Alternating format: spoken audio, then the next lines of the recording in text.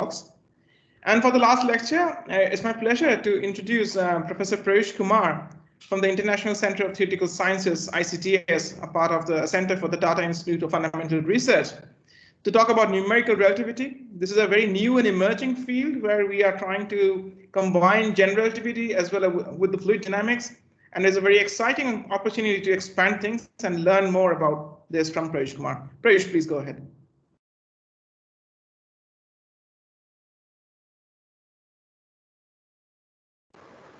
Thank you for the introduction, and I hope everyone can see my slides. Yes, Prayesh, we can see the slides. Okay, so good afternoon, everyone. My name is Prayush Kumar, and today I wanted to talk about doing numerical relativity, especially scaling up how we do numerical relativity in the future to bigger and faster machines as they are coming up, as has been talked about a lot in this workshop.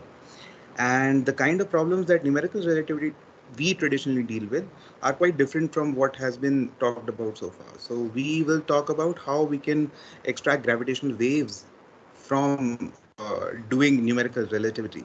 And this is a step away from the traditional electromagnetic astronomy. So, what are gravitational waves? They are essentially waves in the curvature of space-time that are emitted by any system that changes its quadrupole moment, a moment of inertia as function of time. However, because space-time is extraordinarily stiff, only the most compact, most dense objects in the universe produce gravitational waves that are large enough that we can actually observe on Earth, right? Otherwise, their amplitude are extremely small, and it becomes nearly impossible to observe them. So, what are the most dense, most compact objects that we know? They will be black holes and maybe compact stars like neutron stars. So, more than half the stars in the universe they exist, normal stars. They exist in two body systems, and they often evolve and stay a two body system through the lifetime of both the stars. And as they age, they eventually collapse into either a black hole or a neutron star or both, and they end up forming two body systems of black holes or two neutron stars, or maybe one black hole and one neutron star. And these objects they continue evolving and coming closer to each other while emitting energy in the form of gravitational waves. And these are the waves that we record. And finally, they collide to form a single black hole, which is at the moment of collision, it looks something like this. This is a snapshot taken from a numerical simulation. And then it radiates away its anisotropies again as gravitational waves to form a stationary Kerr black hole, right?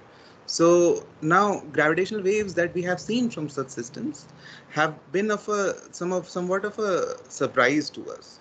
So what do their signals look like? So this is in time domain. If you see here, these are some of the, I think these are the first three signals that were ever seen by the LIGO Virgo observatories in 2015. And in time domain, they have a rather simple nature. So they have a longish in spiral followed by a rapid merger portion.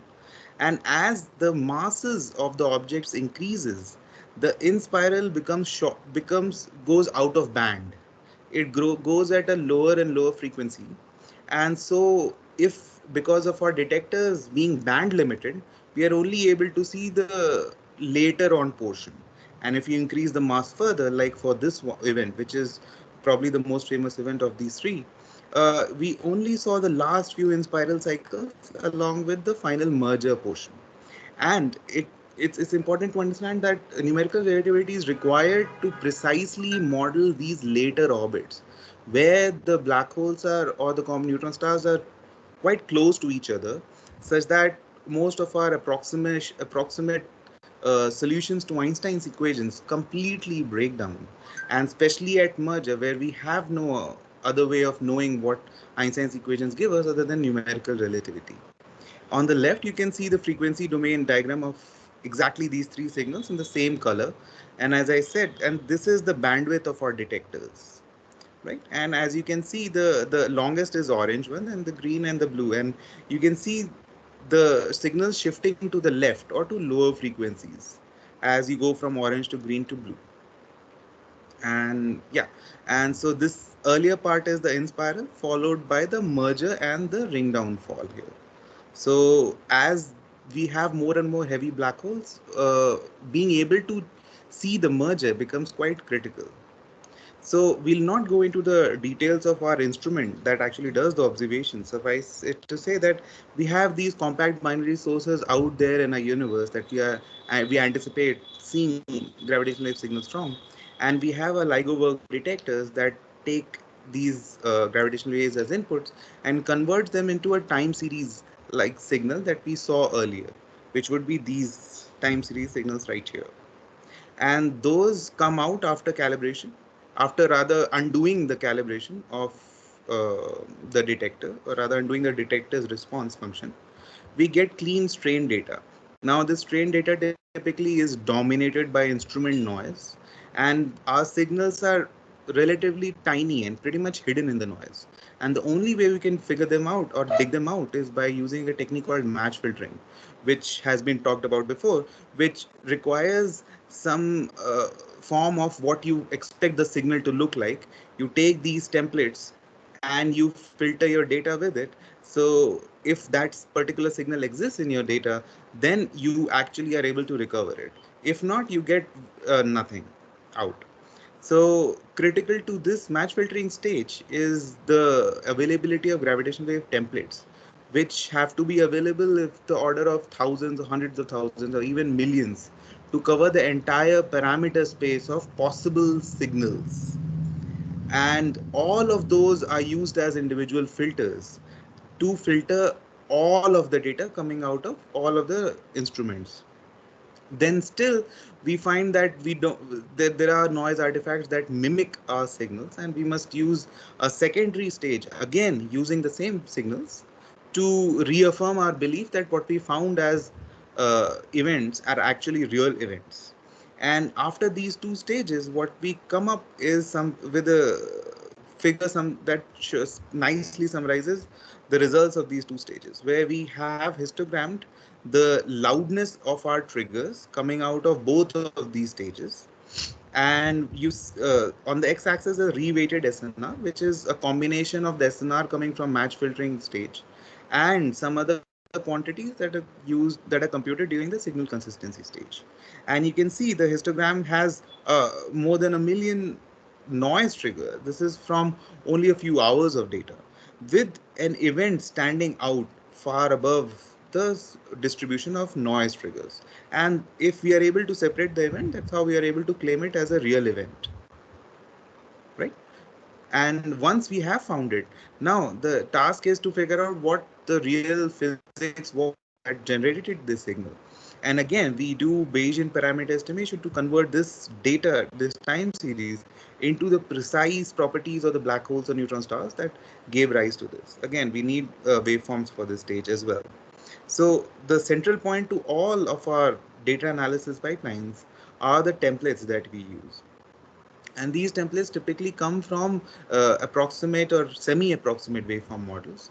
And these waveform models are heavily reliant or heavily calibrated to numerical relativity simulations. And this is how we are able to actually perform all of these analyses. Now, why is numerical relativity important at all? Well, before gravitational waves were seen, what we had seen were these neutron stars that are shown in yellow here. And we had seen some black holes indirectly through electromagnetic observation of their counterparts if they were in a black hole comma X-ray emitting source binary system. Those were the only black holes that we had inferred before LIGO and Virgo started operating in 2015. And our expectation was that, well, LIGO's sources will typically be dominated by a lot of neutron stars. And maybe we'll have a few black hole mergers also that we will see. It turned out quite the opposite. Now we see that the neutron star binaries that LIGO and Virgo observe are relatively rare. Only the orange ones are the ones that LIGO has seen, as compared to this large population of heavy black holes that LIGO and Virgo has been observing over the past few years now, quite consistently and at an ever increasing rate. And because of how heavy these objects are, we only see the most dynamical part of the gravitational wave signal through these instruments. And it is precisely the modeling of these dynamical parts that is the goal of numerical relativity, right? So numerical relativity is actually currently necessary for doing gravitational wave science with tiny black holes.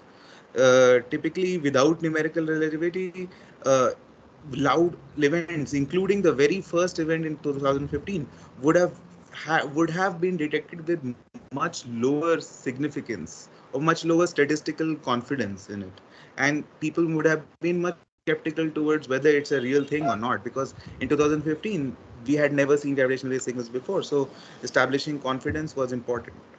And if the first event source was just 25% further away from us, we would have never detected it in one of the two instruments at all, which means that we would have probably missed require the event to be seen in all the instruments. Only one instrument is not enough, right? And even then, even if we had detected these, doing an estimation of their properties is very inaccurate if we consider only the approximate post-Newtonian theory like perturbative solutions to Einstein equations.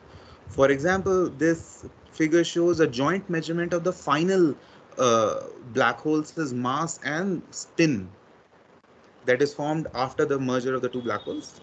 If we want to measure the final black holes in mass and spin using only the in-spiral waveforms, we find these dashed contours. But if we take into account the full in-spiral as well as the merger portion of the signal, then we get a much tighter constraint on it. And this tight constraint would not be possible again without numerical relativities. So NR is it's becoming more and more clear that NR is quite indispensable to the furtherment of gravitational wave science, at least at this moment. So what do we do again? So let me start immediately by showing you a movie of this depicts what we think the very first signal would have looked like, right? So in this movie, you'll see two spheres. These are the two black holes here. And the bottom, the plane here only shows the color in the plane shows the geometry of space-time around it. So in this region where you see these outgoing spirals, the color shows the outgoing gravitational waves. But in the inner region, the color shows the time dilation, blue being small and red being extreme. Okay, so I'm going to play the movie here, and as the movie goes, you can see the trace of the signal being plotted out. So here you can see the two black holes going around each other, and as they move, because of the interplay between their own angular momentum and the orbit's angular momentum, the plane of their orbit is precessing. You can see that the colored plane is actually changing angle with respect to a line of sight, right? This is just orbital precession. And the height of this plane shows the curvature of the space. So color shows time dilation, height shows curvature of space, and we have slowed down near merger at this point. And this is the point where the two black holes collide, or a common horizon is formed.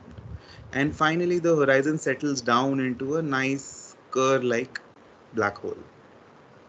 And if we zoom out, you can see these gravitational waves that have been emitted so far. So these are the gravitational waves we record at far away from the source. And these are the one of the more important products of our simulations. Now this one shows a black hole and a neutron star again orbiting each other. This is a less fancily visualized, but the key thing here is that a neutron star can actually be tidally disrupted into a long tail of plasma, and that has to be also captured during our simulation. So essentially we are not only solving GR's equations, we are also solving hydrodynamics equation, and possibly even MHD equations, all at the same time, right? So let's move on. So I'm going to focus mostly on the space-time part of numerical relativity. So the goal here is to solve Einstein's equations. And unlike Newtonian gravity, as I'm sure you're all aware, Einstein's equations are not nearly as brief. Instead, they represent the change in the curvature of space-time itself. And the curvature is can be measured in many ways. but typically we use something called a metric that defines the distance between two infinitesimally separated points. And the goal of solving Einstein equations is to determine the evolution of the space-time metric as a function of both space and time, right? And these are Einstein's equations where you have the right-hand side. This is the curved space-time part, and this is equated to 0 when you're solving it in vacuum. And if you're solving it around a neutron star or inside a neutron star, this becomes the stress energy tensor of matter. And which would depend on what kind of matter you have chosen. If you've chosen fluid with magnetic fields and so on, right? So prima facie, the problem looks not terribly difficult, and it would people would imagine that it would not be too difficult to solve it. So much so that the first attempt to actually solve this two-body problem was made as early as 1964, and where Susan Hahn and Richard Lindquist were able to evolve the two-body system for 50 tiny time steps before the simulations crashed. Surprisingly enough, it took 40 years to actually come up with the first stable numerical solutions of two black holes merging. And it wasn't because nobody was trying. People were trying, and there's a large body of literature and conferences that went on discussing this problem and so on. And in 2005, Franz Pretorius found the last critical bit of this puzzle, and he came up with the first stable evolution of the last orbit or so between the merger of two black holes. So here is the last orbit shown, and at different resolutions and at 3 different orbital eccentricities. And this is the resulting gravitational wave that came out of that simulation. Soon thereafter, many groups across the globe were able to solve the problem using their completely independent numerical relativity codes. So do this, right? So let me walk you through quickly about through the logical steps of how a complex problem like this can be made simple. So we start with the original equations, which can be written down in all 4 space-time dimensions, and we split, first of all, space-time into space and time.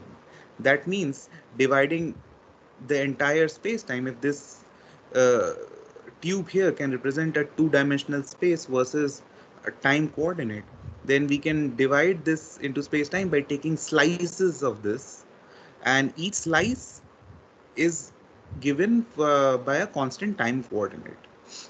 And our goal then becomes to solve Einstein's equations on the first slice and evolve the solution to the next slice and the next slice and so on. And it turns out that you can actually write down Einstein's equations as a set of evolution equations and a set of constraint equations, where evolution equations determine how the geometric variables go from one time slice to another, and constraint equations tell us how these geometric variables are constrained in themselves. What are the conditions that govern these geometric variables within a time slice? So these are not unlike Maxwell's equations, right? Like you have the first two as the evolution equations that tell you how electric field, magnetic field will vary as a function of time. But at any given time, they must obey some constraints, right? And these would be similar to Einstein's constraint equations. So what made all this challenging was a combination of many factors. First of all, that there are many length scales in this problem, right? So starting from the smallest length scale, which is say of the order of the smallest black hole's spatial size, we can call it 1m in units of m being the mass of that black hole. Now in the same units, the separation between the black holes is 10 times that length scale. The typical wavelength that is coming out of the system is 100 times that length scale. And we need to let the waves propagate out to a few wavelengths before we can actually record them reliably, free of gauge effects. And that makes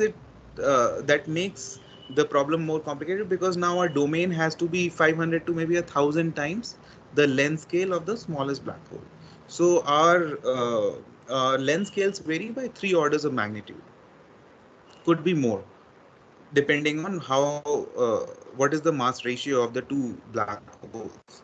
So this calculation is only for an equal mass black hole. If we had a black hole with 1 is to 10 mass ratio, then the smallest black hole will be 0.1 m here, while the wave extraction zone will remain the same sized, which means we now have 4 orders of magnitude of length scales to resolve. Now, second difficulty, of course, is what coordinates do we use?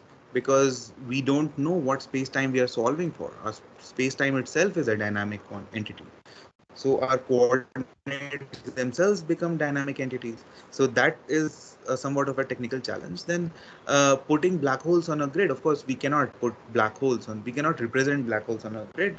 We have to cleverly find ways of getting around doing that without destroying the physics of our problem. Right? So there are many ways of doing this. And the way we do it is we excise the black hole out of the grid and we closely follow the horizon. So we can closely cleanly excise the part inside the horizon out of the grid, right? Because the problem, of course, if any grid point collides with the singularity at the center, everything will become infinite. All quantities will derivatives, everything will become infinite. Then the key difficulty that actually stopped people for more than 3-4 decades was that the Einstein constraint equations it was quite difficult, quite challenging to control them, to make sure that the constraints did not get violated. So if you remember, these are the constraint equations, and what was found as that as the evolution progressed, these constraints no longer remained zero. They deviated away from zero, starting from the smallest numerical errors. And people were quite puzzled as to why this is happening, and more importantly, how this can be controlled. Now, next problem is how do we resolve shocks, which in pure binary black hole simulations is not much of a problem, but when you introduce neutron stars, then it can become a problem, especially if you have two neutron stars. And when they collide, there's definitely a shock formed at the surface of these stars. And how do we resolve those discontinuities? Now, of course, there are the computational challenges, which is why this problem is of interest to the present audience, which is we have different PDEs in 20 to 50 variables, right? And because the global time step has to be governed by the smallest length scale, the time step is actually that we need to take is quite small, which means our evolutions are very slow and therefore very expensive. This is a problem tailor-made for using HPC. And finally, the accuracy required by LIGO is not merciful. I mean, the accuracy required is in like that. This is actually a conservative estimate, but our solution should not go off by more than say 0.1 radians in 20, 30, 40 orbits. So that is quite stringent. But thankfully, there's one saving grace, that if we consider only binary black holes, which is a purely vacuum solution, then the solutions of Einstein's equations are smooth. And so we can use spectral methods, which is the method that we use, and that is different from most other NR groups in the world. So our group is called the Simulations of Extreme Space-Times Collaboration, or the SXS. And our first NR code was called the Spectral Einstein code. And yeah, there's some stats. The point is our first successful simulations came a couple of years later, after the very first successful simulations by Franz Pretorius. But since then, our code has improved significantly on the methods of other groups. And the main reason for that has been the way we discretize the problem. So we use what is called a spectral decomposition, a spectral discretization. What does that mean? So typically, when we think of discretizing a problem, we imagine, say, if we have one field in the problem, we imagine representing the field values at different points in our grid. Now, if our grid is only one dimensional and if we had a scalar wave propagating, this is what the finite difference way of discretizing it is, right? Now, when you need to calculate the derivatives here, which you need to calculate a lot when you have to solve a lot of PDEs, you say you have to calculate the derivative here, you take the neighboring points, you extract field values from them, you create a derivative stencil, and you calculate approximate derivative. If you want to increase the accuracy of a derivative, you maybe take 2 neighbors from each side, maybe 3 neighbors from each side, maybe 4 neighbors, and so on and so forth. So the accuracy of taking derivatives depends on how non-local your derivative is. So in other words, your derivative operator is not very local. And of course, this is nothing to say about the problem of calculating derivatives at the end of the grid, right? Because there you can only have a one direction stencil. In the spectral decomposition, you represent your field actually in as a linear combination of some basis functions like Chebyshev polynomials. And the beauty of doing that is that all your unknown are uh, contained in the coefficients of your expansion, which are only a function of time, while the polynomials they or your basis takes care of the spatial dependence. And this is very useful because now all your derivatives are exact, because all your spatial derivative operators only exactly operate on these basis functions for which you already know the analytic answer. So your derivatives become cheaper, local, and more accurate, right? So then the next step is gridding the domain, doing the actual coordinate grid around the two objects that we are evolving. So if we start by looking at this figure here, this is how our domain looks like near each of the two compact objects. So this is nothing but a set of concentric spherical shells, right? And if you zoom out a little further, if in this panel you see this is one and this is the other compact object, and the region between them is filled by these truncated cones. And if we zoom out even further, you see this intermediate circular region which is gridded by these truncated spheres. This is a slice in a 3D domain. So each of these lines is not actually a circle, it's just a sphere, slice of a sphere. And they are truncated along this median line. And the choice of this domain was, again, this is a very useful lesson. The choice of the domain shape is dictated by the shape of the fields that we are trying to solve for. And that is why we chose such a domain. And far away from the problem where we expect only the gravitational waves to exist, we again lay down nothing but simple spheres. So if we zoom out even further, this is what the entire domain looks like. We have a large wave zone, and we have this colored intermediate zone, and then we have the two objects inside in the middle. And the local resolution is controlled dynamically throughout the evolution, which means you can increase or decrease the resolution. And the parallelization in this, how we use HPC here, is through MPI. So each subdomain, so each of these shells, each shell is a subdomain, each shell is a subdomain. Each shell is given to a different core, and all the calculations for the PD's evolution are done for that shell on that core, right? So if typically our whole domain contains about less than 100 subdomains, and so we are able to use around 100 cores quite seamlessly with this. Now let's not go into this in the interest of time, and suffice it to say that the starting of these simulations, at the start you need to have a physical solution that you can evolve, and that starting physical solution is called initial data. And there are two things that determine the solution. First, it must obey Einstein's constraint equations. So we need some metric and geometric variables. This is the metric and this is the extrinsic curvature that we have written earlier equations in terms of. These must solve Einstein's constraint equations. Also, the solution, all the remaining degrees of freedom must conform to the physics of the problem, where the physics being how much angular momentum does each black hole have, each neutron star have, what is the separation between the two objects, what is the orientation of their angular momentum, what is the orientation of their instantaneous orbital angular momentum. And given all that, we find we have a set of elliptic PDEs that we need to solve.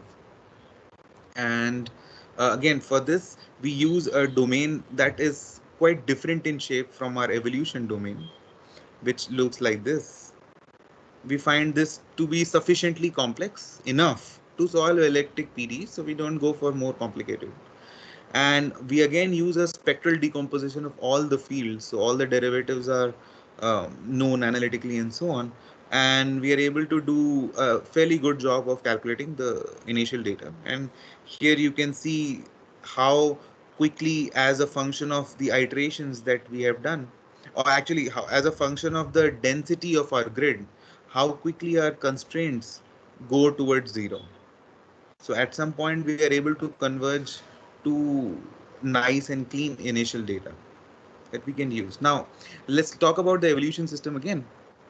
Once we have the initial data, the evolution system can be written down as a set of first order partial differential equations, where we have reduced the second order Einstein's equations to the first order by introducing two artificial variables.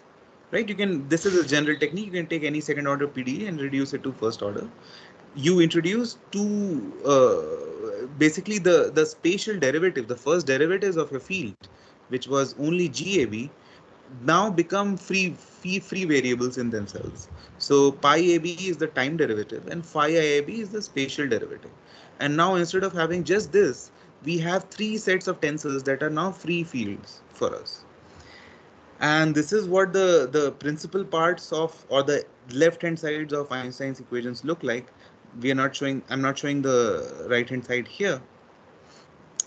These are subject to some constraint equations.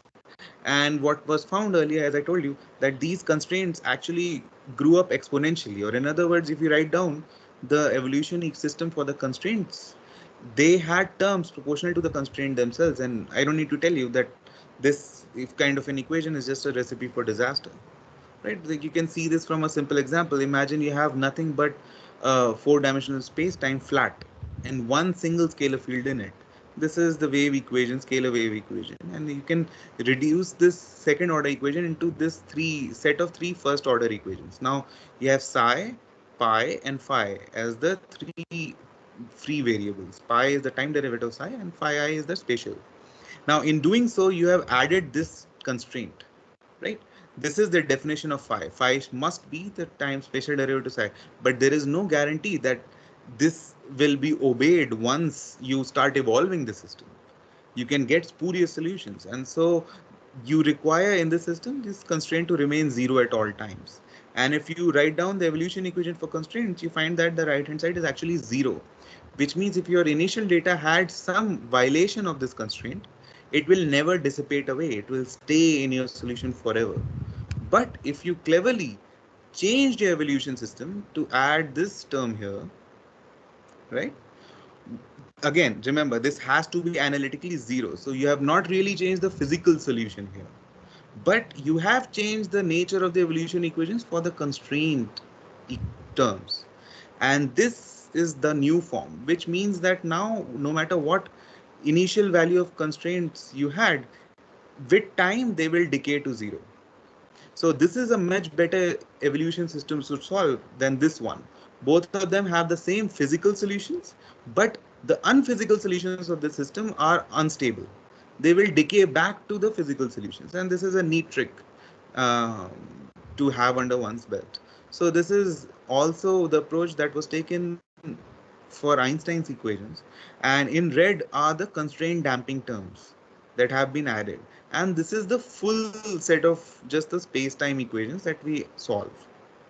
So if you just do a quick counting, this is a symmetric 4x4 tensor, so 10 degrees of freedom, 10 more, and this is 10 times 3, 30. So we have around 50 variables. That these are essentially 50 different equations that have been compactly written in this nice tensorial notation. And the beauty of these terms is that now our constraints are actually exponentially damped on timescales that we can control. That is great. So that was one technical key thing that NR had to use before we could numerically solve this. And maybe it's a technique that others can use too. And now the question of, again, representing black holes. So I already said this, but let's say this is the black hole's horizon, and this is the two-dimensional space and time going upward. What we do is we create this grid surface, red one, which is just inside the horizon, just inside. And we excise any grid points inside it. Inside this surface, there are no grid points, right? And so as time evolves, our excision surface also evolves so as to make closely follow the horizons. We need to keep a track of the horizon quite well. Now, I also said that we our grids are adaptive in the sense that they change as the nature of the solution changes. So how do we, this is a fairly standard technique of adaptive mesh refinement. And what is done in a spectral decomposition is that we take our field, say the time component of the space-time metric, GTT, right? And we figure out the coefficients of its expansion. So remember, we have expanded GTT, GTX, GXY, GYZ, each term, each part as an independent expansion in some spectral basis. And say this is the coefficients, the magnitude of the coefficients of just GTT. And we typically find that the magnitude is actually exponentially decaying, right? And the size of the smallest coefficient is typically what we use as the measure of our error in representing this. So now we can, the way AMR works is that we can provide a threshold for how large we want this truncation error to be, or how small rather, a limit above which it should never go. And so depending on that limit, our grid adapts its shape and density. So here, for example, we are showing the truncation error depending on the density of the grid. So notice in the outer region, so this is a strange visualization. You can, so here is one black hole, which is not visible. Here is the other black hole. And what is shown here as the height is the density of our grid. So the taller the height is, means the more dense is our grid, right? So far away, that grid is not very dense, which means we can get away with maybe 3 terms or 4 terms in a spectral expansion of our fields here. But close to the black hole, especially close to the smaller black hole, we must use 8, 9, even 10, 11 terms in our expansion to actually resolve those fields without error, right? So how does AMR work? Well, it monitors. So this is again, I'm showing here as a function of time, the magnitude of the coefficients. And as this, the lowest coefficient shows the measure of our error, right? And it's not clear, but the pink curve is glowing slightly upward. And the moment it crosses a certain height, a new curve gets added, which means a new coefficient has been added. A new term has been added in our expansion, spectral expansion of our field. Again, as this error grows up, we add another term and yet another until we reach merger. So typically close to merger, we need to refine our mesh quite a lot, right? And you can see our error here. It goes up. It reaches a threshold, then we add a new term and it goes down. Then up, goes down, and so on. So this is how AMR works. And this is another technical challenge. This is one type of AMR. Another type of AMR is changing not just the density of your subdomain, points in your subdomain, but changing the shape of the grid entirely.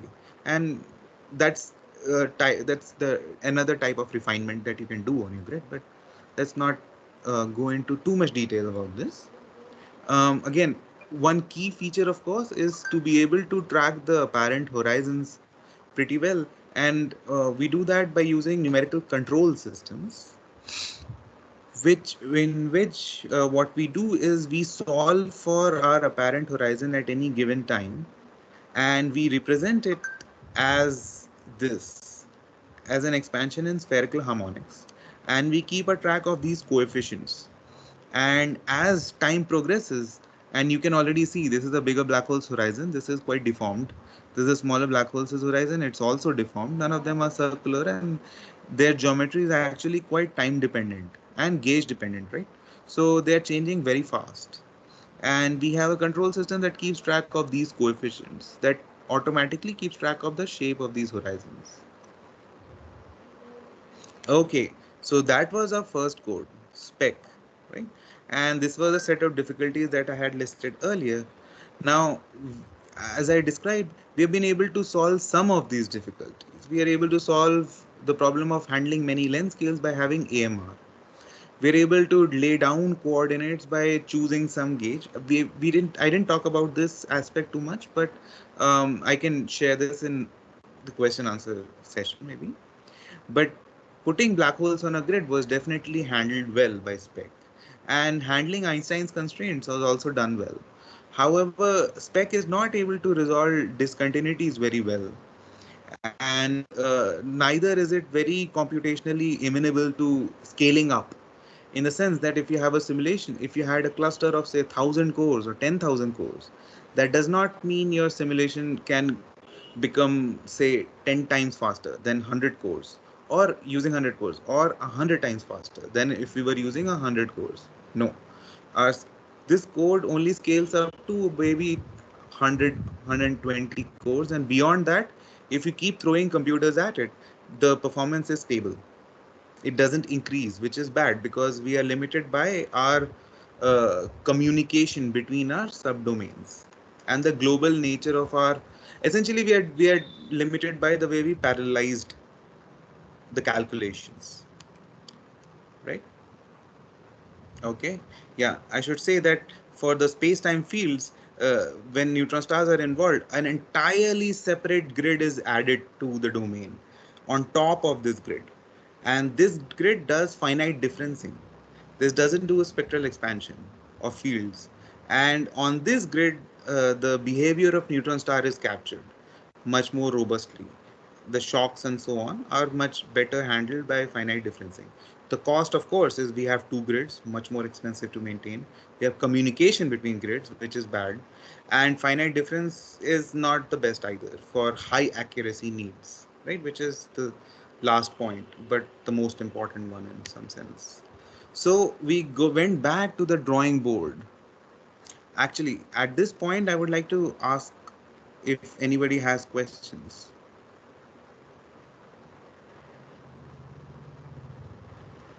A couple of quick questions, maybe. Himanshu Bora, please go ahead. I saw the hand. Hello, yeah, am I audible? Yes, go ahead. Okay, so I wanted to ask, like, is the spec code also limited by memory performance? Because I guess there is a very high amount of memory will be involved in the running of the code. Spec is not required. It is not limited by memory. You mean RAM, right?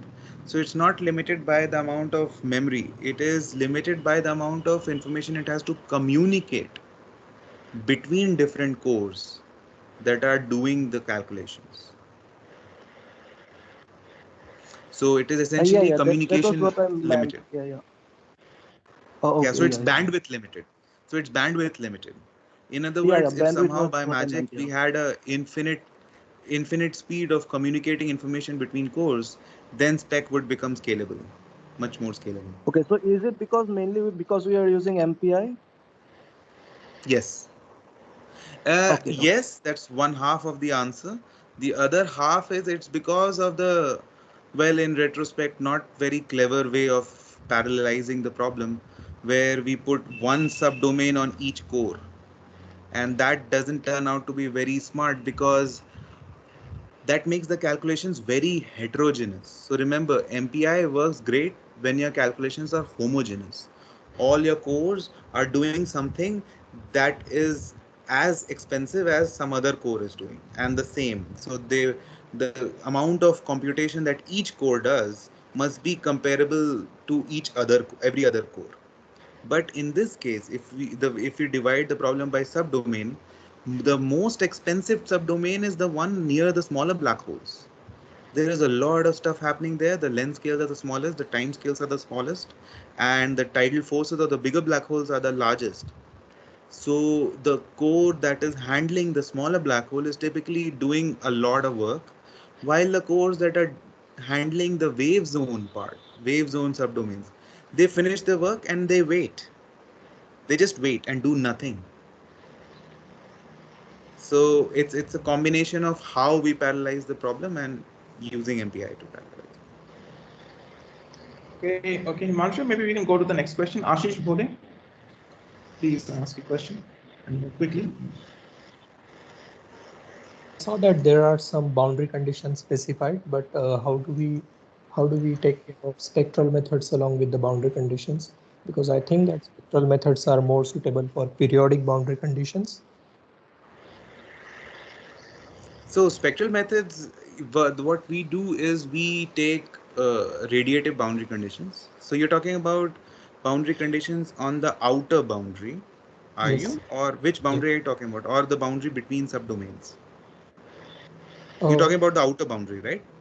in Yeah. general, So let's say the, to use spectral methods, my boundary conditions should be periodic. so that is not true.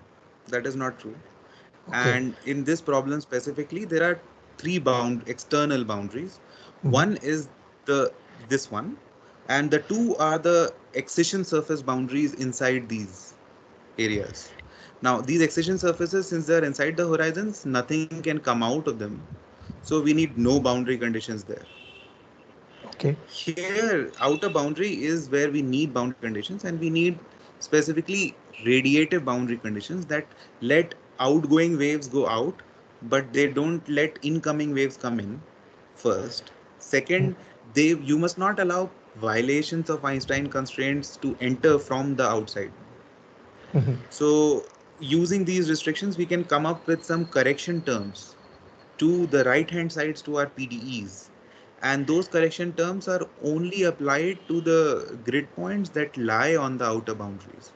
We simply calculate the Einstein's right hand sides and we update them with the correction terms on the outer boundary points, and that's it. And that's Okay. sufficient. If we want to inject a gravitational wave inside, we can also add a psi4 term proportional to psi4 in terms of the metric and pi and phi I variables and so on. But you can also inject waves and you can also do nothing at the outer boundary Mhm. and solve And- totally fine with spectral methods. And what about time integration methods? You mean which time? finite differencing methods? Yes, which time integration Oh, methods? time integration. Yeah, we use Adams Bashforth, but Rangekota we use adaptive time steppers. But more importantly, we use global time stepping, which is another, which means that we evolve time at the same rate here as we evolve it here. And typically we find that Rangekota order 4th or order 5th or Adams Bashforth, if we want a high accuracy, order 7 is good enough. Okay.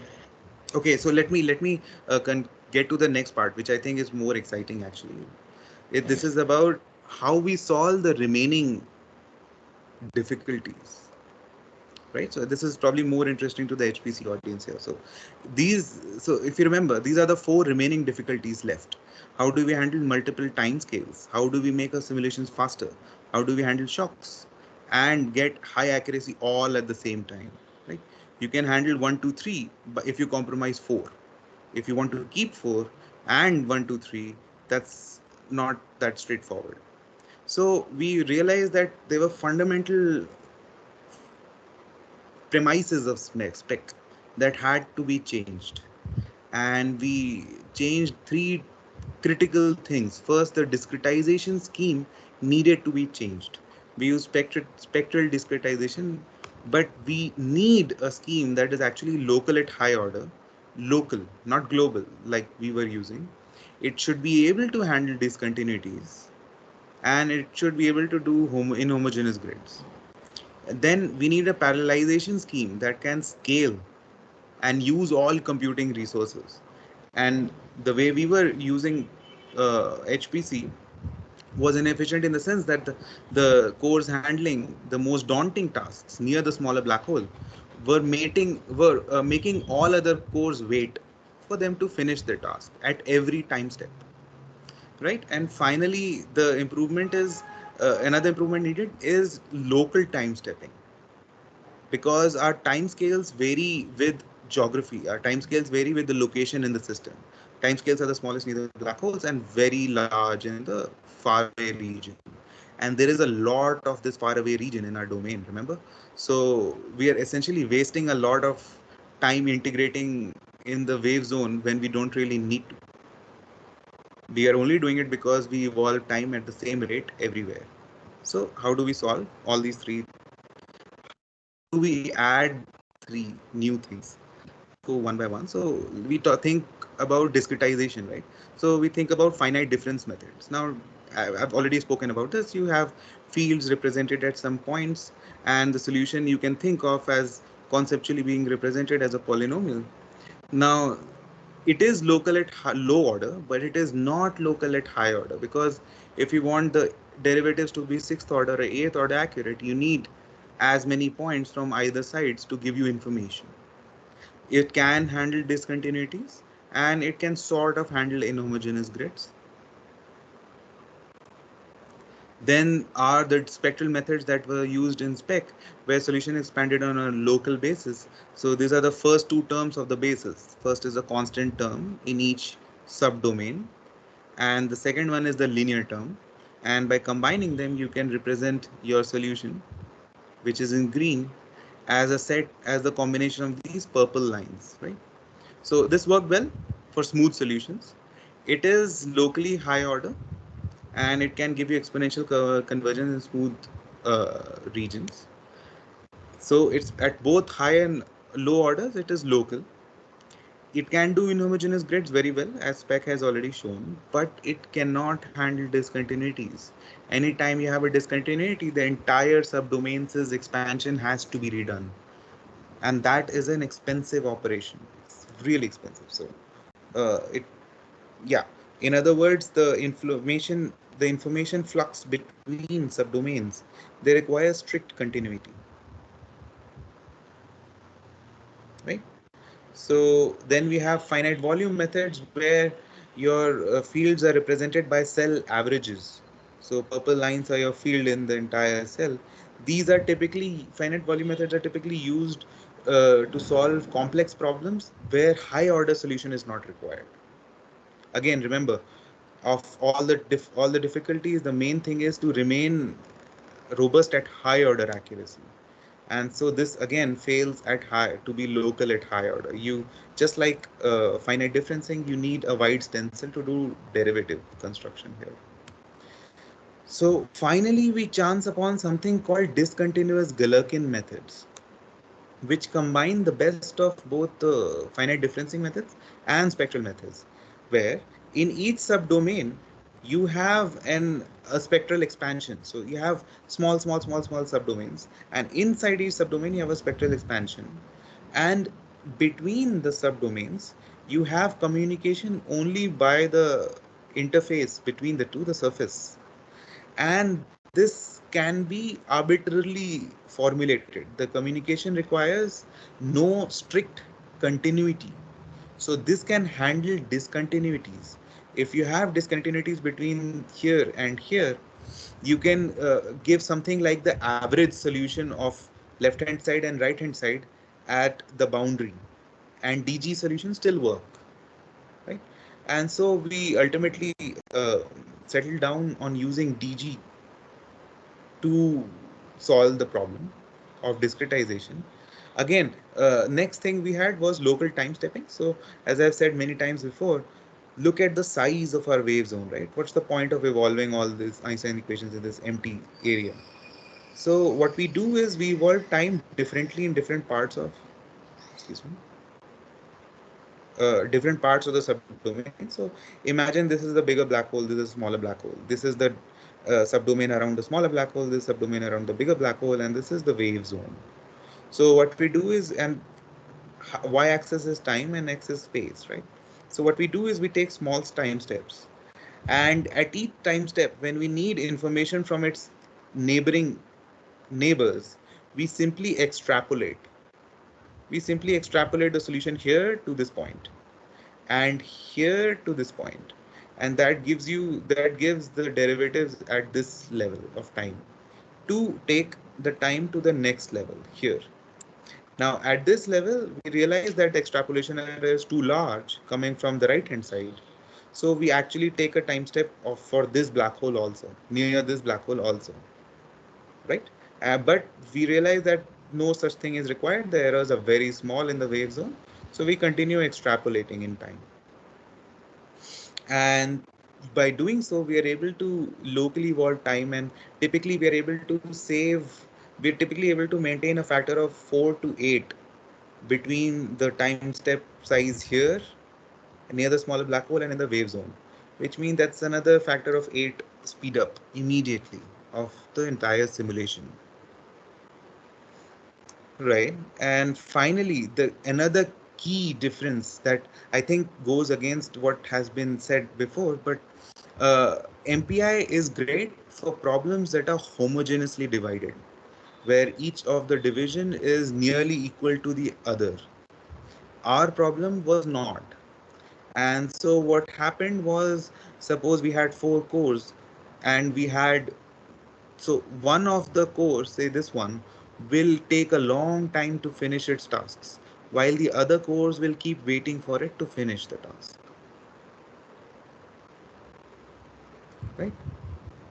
So what we do is something of a divide and conquer method, and this is called task-based parallelism. It's an alternate paradigm to MPI, and there are nice libraries in C++ available to implement it. No need to actually do it from scratch.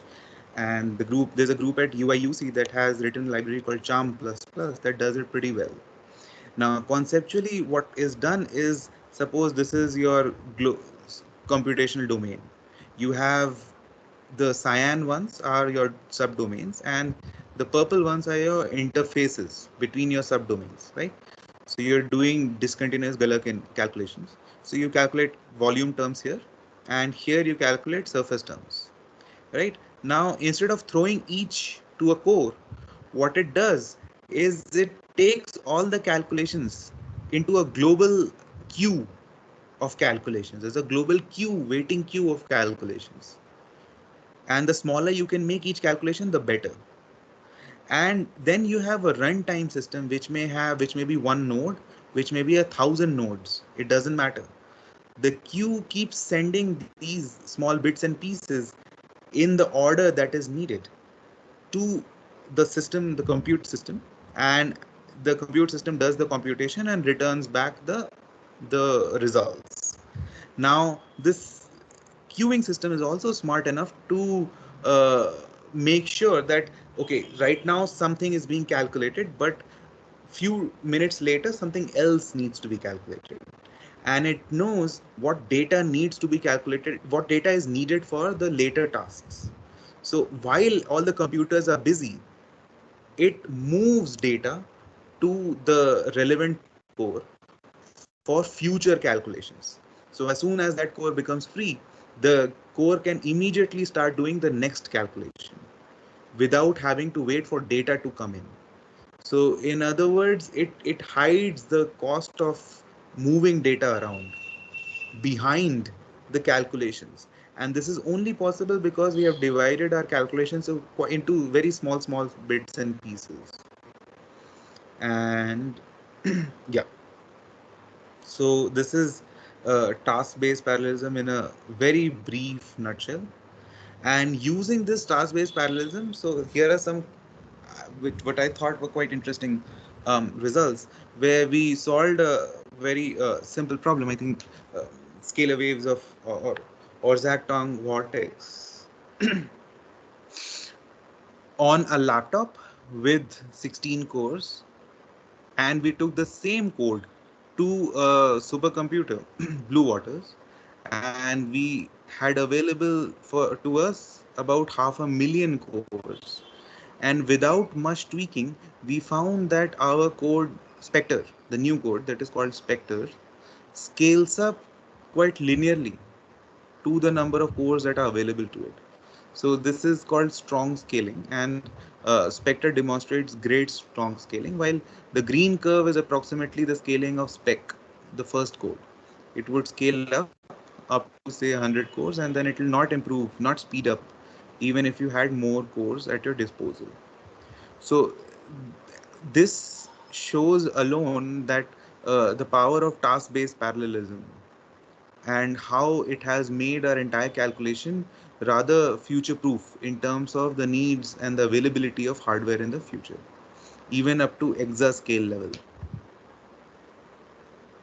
Okay, so I think I am out of time, so I will uh, not go into details of task-based more, but we can always get back to it. I just wanted to leave you this summary slide, which is a summary of what I've already said. Spectre has these three key improvements. Task-based parallelism is the keyword that you must remember that will enable you to be proof to future scalable machines. And we are able to solve Einstein MHD equations. And most importantly, Spectre is open source. It's available very much openly for everyone to use. You can solve fluid equations in flat space-time, fluid equations in special relativity, in full general relativity, and so on. All of that is available. It is continuously being developed and will be for the future. So with that, I will take questions. Thank you. Thanks a lot, Prayush, for this very fascinating and insight into this new developments that is going on. And I'm sure we would have loved to hear a lot more of it, but we are slightly constrained on time. So we can take a couple of quick questions because we are a bit short on time. But then I'll ask the people who we cannot attend to for the Q&A to send their questions to the email ID on the workshop website, and we'll try to get back to you. So first, Himanshu Bora, please go ahead with the question. A couple of quick questions. So the first question is, at what point PN approximations fail and we have to take help of numerical relativity? And the second question is that people have come up with some modeling, I mean, the surrogate models like Vijay Verma and all have worked on. So are those templates good enough for astrophysical inferences, or maybe more optimistically for tests of GR? So those are the two questions. Right. So first, PN approximations break down as soon as the individual coordinate velocities exceed, say, 5% or 10% of the speed of light. And that happens depending on how spinning the black holes are. That can happen between 5 orbits before merger to even 20 orbits before merger. That is the answer to your first question. And second one is, surrogate models are eventually our goal. But the surrogate models are only interpolation functions. They are only interpolants. They can only interpolate between data that has already been given to them. So NR simulations, they take as input, and then interpolants are created, and those interpolants are what are called surrogate models. So NR is the source of the information. And we are actively developing surrogate models. In fact, we perform hundreds of simulations every year, and we have surrogate models for non-spinning, spins aligned with the orbit, and precessing spinning systems up to mass ratios of 4. We're now working for higher mass ratios and so on. So that is the end user product of our work. They will be good for LIGO, not for LISA, and we can talk about that later. LISA will need a whole different thing, yeah. Okay, then thanks Piyush, for getting back to it. Aratik Sharma, please go ahead quickly if you have a quick question. Yeah, so I wanted to know that in these task-based parallelism in these new techniques, so they are only for grid-based simulations, or even particle-based like SPH could be done using them, like with a bit modification and such? Doesn't matter. The parallelization is agnostic to what you are giving it. All it needs is to know the order in which you need to solve your order in which you need to do calculations. That's all. And what data is needed for each calculation at each step. So suppose you were doing, forget simulation, suppose you were doing data analysis. You had an image and you were doing convolutions of it, right? And you realize that each convolution is actually independent of the other convolution. So it can be done at the same time, approximately at the same time. Suppose you had a 2D convolution filter. So your graph of dependency would look like fetch my image and then give me 1,000 convolution filters, each run on the specific coordinates of the image.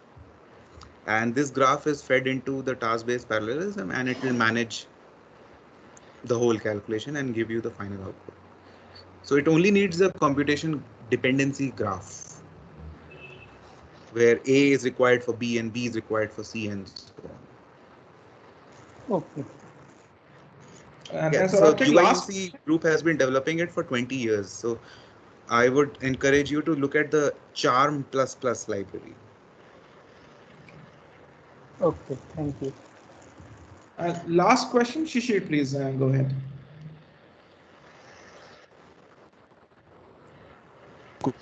So instead of using a spherical coordinate mesh near the or in the inspiral region, are there any other kind of grids which are more preferable to use than the spherical coordinate mesh? Say, for example, ellipsoidal coordinate system. You can use them, and they are harder to calculate your Jacobians on when you need to regrid them. So technical difficulties are the easiest for circular domains or cuboidal domains or cones and such. Ellipses are a little more difficult. It can be done. There's no reason why not. Cartesian grids are a strict no-no. So the global principle here is your grid should look like what you expect your fields to look like. If you put down a Cartesian chart on the whole problem, you will have difficulty, because when you do spectral expansion, you'll suddenly find that you need 30 terms in your expansion to represent your field. But if you had the correct geometry of your domain, maybe just 4 terms, 5 terms would do. Right. Thank you. Or you can make your domains much smaller. Okay. Thank you. Okay, sorry. Thanks, Shishir. Unfortunately, for the others who have raised your hand, we are a bit short on time, so I'll encourage you to write your questions to the email ID provided on the WhatsApp website, and we'll forward